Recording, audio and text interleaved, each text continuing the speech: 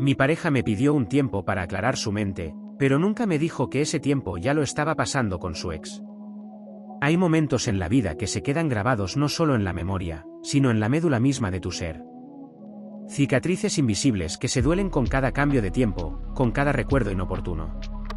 Esta es una de esas cicatrices, la más profunda, la que aún, después de tanto, me impide respirar con la misma facilidad. Fue un martes. Lo recuerdo perfectamente porque ese día habíamos planeado cenar en nuestro restaurante favorito, ese pequeño bistró con las luces tenues y la pasta que tanto nos gustaba.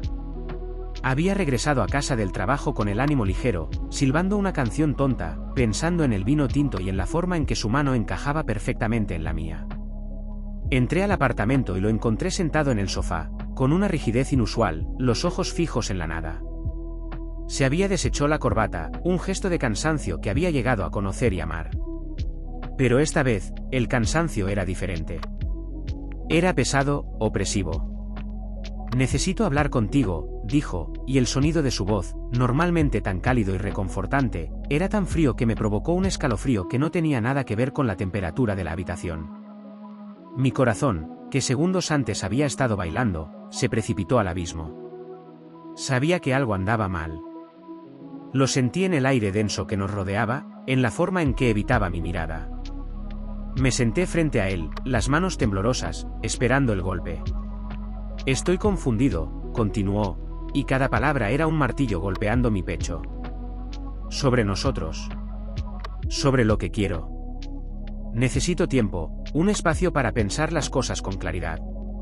«Tiempo». La palabra resonó en la habitación, vacía, hueca.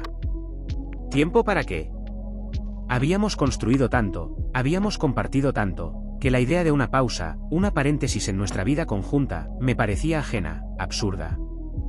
Mi mente, en un intento desesperado por protegerme, se aferró a la lógica. «Claro», dije, mi voz apenas un susurro. «Entiendo. ¿Cuánto tiempo? ¿Qué significa esto para nosotros?» Me miré entonces, y en sus ojos vi una mezcla de alivio y culpa. «No sé. ¿Unas semanas? Quizás. Solo necesito estar solo para ordenar mis ideas.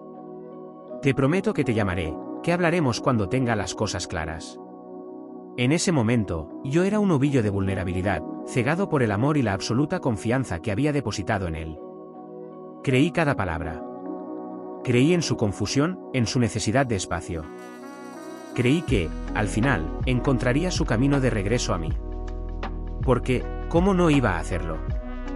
Éramos inseparables, la mitad del uno del otro. O al menos, eso creía yo. Los siguientes días fueron un purgatorio.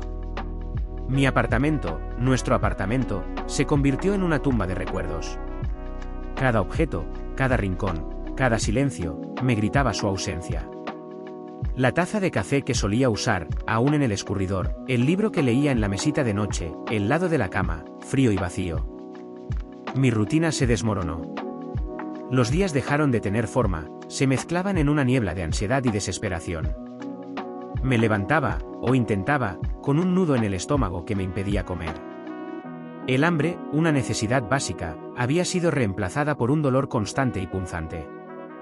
Los primeros días intenté mantenerme ocupada. Limpié, ordené, intenté leer, ver películas. Pero cada actividad terminaba en un callejón sin salida. Mi mente no me dejaba en paz.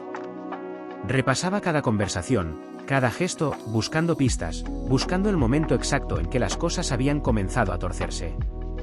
¿Fui yo? ¿Hice algo mal? ¿Lo asfixié?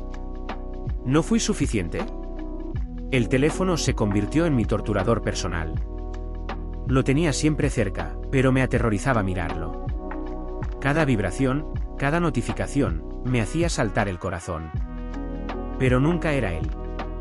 Eran mensajes de amigos preguntando cómo estaba, correos del trabajo, notificaciones de redes sociales que yo evitaba como la peste.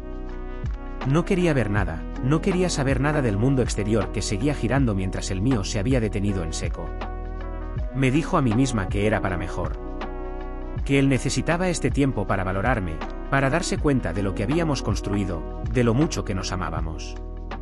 Ideaba escenarios en mi mente, la llamada, su voz de nuevo, llena de arrepentimiento y claridad, la reconciliación, el abrazo que borraría todo el dolor. Me aferraba a esas fantasías como un náufrago a un trozo de madera en un mar abrazado. La esperanza, esa cruel e insistente emoción, era lo único que me mantenía a flote. Los amigos intentaron ayudar. Me llamaban, me invitaban a salir. Yo, con voz lánguida, excusas vagas. Estoy un poco indispuesta, o necesito mi espacio ahora mismo. ¿Irónico, no? Yo también necesitaba mi espacio, pero el mío estaba lleno de un vacío palpable. Mi mejor amiga, Laura, fue la única que logró sacarme de casa una tarde. Me arrastró a un café, su mirada llena de compasión. «Tienes que comer algo, por favor», me suplicó, empujándome un pedazo de tarta que parecía hecho de cartón para mí. «Y tienes que parar de atormentarte. Si necesita tiempo, dáselo. Pero no te quedes aquí, esperando y sufriendo». Intenté sonreír, pero sentí como la máscara de normalidad se resquebrajaba. «Es que no lo entiendo, Laura. Éramos felices. ¿O lo fingía? ¿Era todo una mentira?». Ella suspiró, acercándose para tomar mi mano. «Lo sientes así porque te duele. Pero no pienses lo peor, no aún. Dale la oportunidad de ser sincero. Y si no lo es, entonces la culpa no es tuya». Sus palabras, dichas con la mejor de las intenciones, se disolvieron en el aire. La confusión era un velo espeso que me impedía ver con claridad. ¿Sincero? ¿Y si su sinceridad era justo aquello que me estaba matando? Habían pasado 10 días. 10 días que parecieron una eternidad. 10 días de insomnio, de café frío, de lágrimas silenciosas en la ducha para que los vecinos no me oyeran. 10 días de mirar la puerta como si su figura pudiera aparecer en cualquier momento, pidiendo perdón, regresando a casa. Pero la puerta permanecía cerrada, y el silencio, ensordecedor. Esa tarde, la decidió romper mi voto de aislamiento. Laura me había convencido de ir al gimnasio con ella. «Necesitas moverte», me dijo.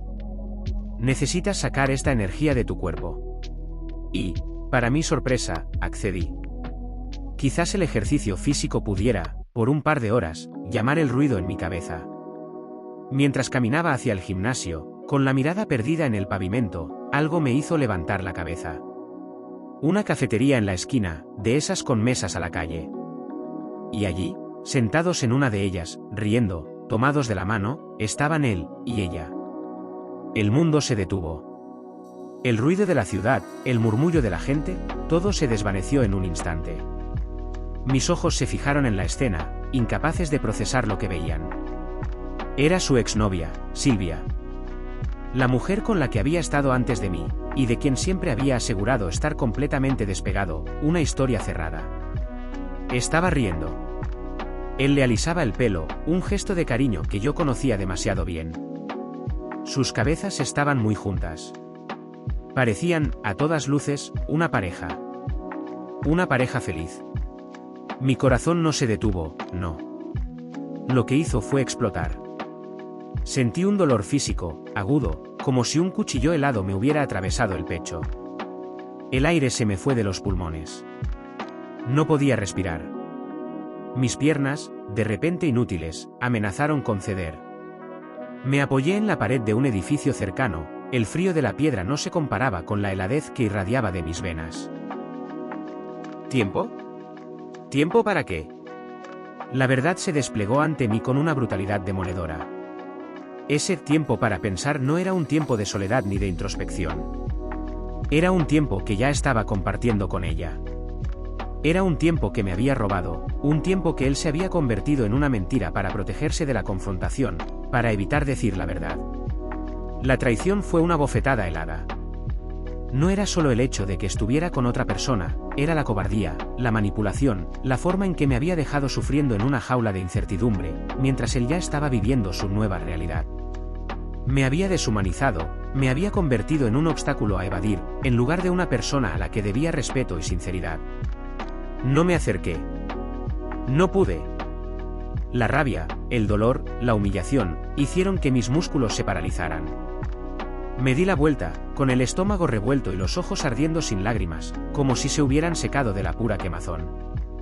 Caminé sin rumbo, las calles se volvieron borrosas a través de un velo de conmoción. La cafetería, su risa, la familiaridad de sus gestos con ella, se repetían en un bucle infernal en mi cabeza. Llegué de vuelta a casa sin saber cómo. Entré, cerré la puerta y me desplomé contra ella, el cuerpo tembloroso y la mente en un caos absoluto. No había lágrimas, solo un grito desnudo atrapado en mi garganta. La esperanza, mi último y engañoso refugio, se había extinguido por completo. Me había mentido. Me había usado. Me había reemplazado antes siquiera de decirme que me dejaba. La llamada que nunca llegó, la conversación que me había prometido, todo se reveló como una farsa. No necesitaba ordenar sus ideas. Ya las tenía ordenadas. Y en esas ideas, yo no existía, o mejor dicho, ya había sido descartada. El tiempo fue una cortina de humo, un velo de piedad falsa para evitar la confrontación, para evitar herirme de frente. Pero el daño fue mucho mayor, una herida abierta, supurante, infectada por la mentira más vil. Laura me encontró horas después, sentada en el suelo, abrazándome las rodillas, con la mirada vacía. Me había llamado preocupada cuando no llegué al gimnasio. Al verme, supo sin que le dijera una palabra. Mi silencio era mi confesión. Ella me abrazó, y fue entonces cuando las lágrimas, finalmente, encontraron su camino. No eran lágrimas de tristeza por la pérdida de él, sino lágrimas de indignación, de rabia, de una humillación tan profunda que pensé que nunca podría volver a respirar. El tiempo ha pasado desde aquel martes fatídico. He sanado, de cierto modo. Las heridas no están abiertas, pero las cicatrices son profundas y se extienden más allá de lo superficial. Ahora, cuando alguien me habla de tiempo, de espacio, de necesidad de claridad, un escalofrío me recorre la espalda. La confianza, ese pilar fundamental, se derrumbó con estrépitos. Aprendí que la cobardía puede disfrazarse de consideración, que la mentira puede envolverse en palabras suaves, y que el dolor más grande no viene de la verdad brutal, sino de la traición envuelta en una fachada de falsa piedad. Nunca más volví a hablar con él. Nunca obtuve una explicación, una disculpa, nada. Y en el fondo, sé que no la necesito. La verdad la vi aquella tarde en la cafetería. Su risa con ella fue la única conversación que necesitaba.